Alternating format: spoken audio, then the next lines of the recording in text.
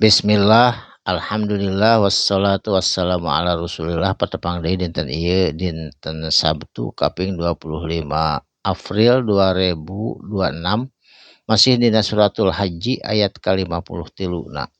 A'udzubillahi minasyaitonirrajim. Bismillahirrahmanirrahim.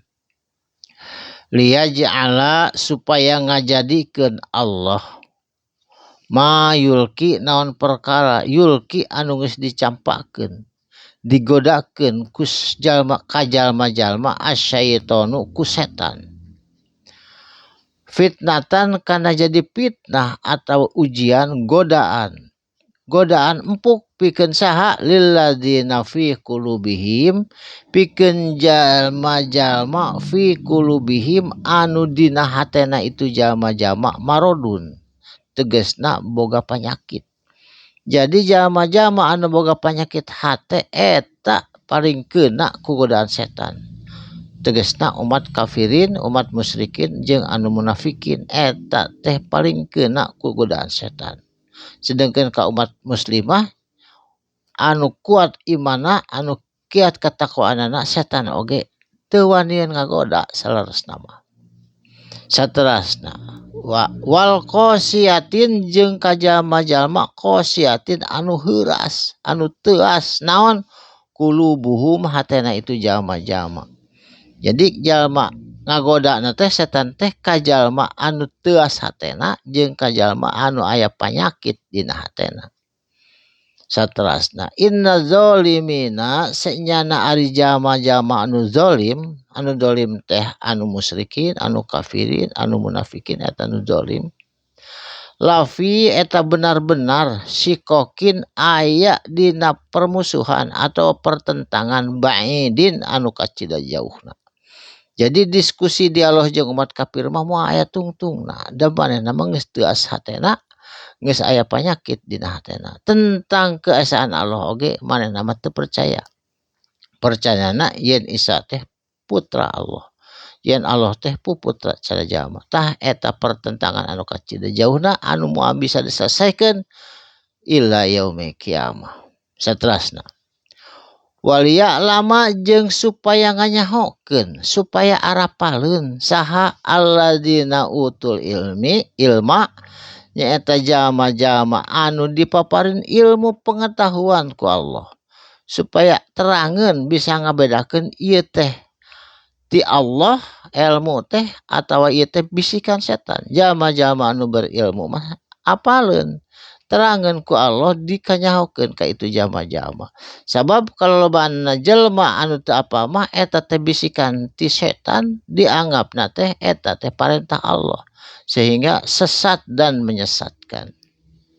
Annahu karna yen sanyana hu itu Al-Qur'an al-haqqu eta teh benar-benar mir rabbika ti pangeran anjeun. Jadi Al-Qur'an mah benar-benar dongkapna ti pangeran anjeun ti Allah Subhanahu wa taala anu ngajadikeun pituduh kanggo urang sadayana.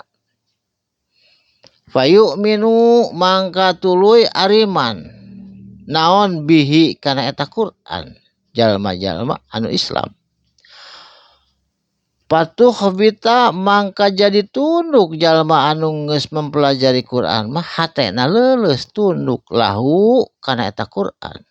Naon qulubuhum hatena itu jalma-jalma jadi tunduk, jadi leuleus, jadi tenang, nikmat we da tos mempelajari Quran. Teu sieun, teu neungludeung, tenang aya dina kepastian yen manehanana aya dina kebenaran Allah Subhanahu wa taala. Wa innallaha jeung ari sanyana Gusti Allah lahadi tangtuna Allah yakin nungtun atawa mingpin atawa maparindan petunjuk pituduh atawa hidayah alladzina amanu kajama-jama amanu anu ariman. Jadi Allah mah maparin hidayah maparin pituduh teh mingpin kajama-jama anu iman kamana mingpinna illa siratim mustaqimin kana jalan anu lurus anu bener anu aya dina jalan Allah Subhanahu wa taala nyata ila siratim mustaqim ka jalan anu kacida lurusna, anu kacida benerna, anu kacida lempengna, tur gede bari lening. Jadi jalan eta jalan menuju sawargana Allah, jalan anu mustaqimin. Mudah-mudahan urang sadayana dipaparin pituduh kana jalan siratim mustaqim, ditebihkeun tina bisikan setan anu mengarah kana kesesatan, anu mengarah ka urang sadayana kana murkana Allah, bebenduna Allah, jeung siksana atawa azab Allah di yaumil akhirat. Mudah-mudahan aya manfaatna, insyaallah patepang deui dina dinten Senin. Barakallahu li wa lakum. Insyaallah urang sadayana dipaparin kasehatan kalian yakin Allah nyarengan jama-jama anu iman, Allah nyarengan jama-jama anu Islam.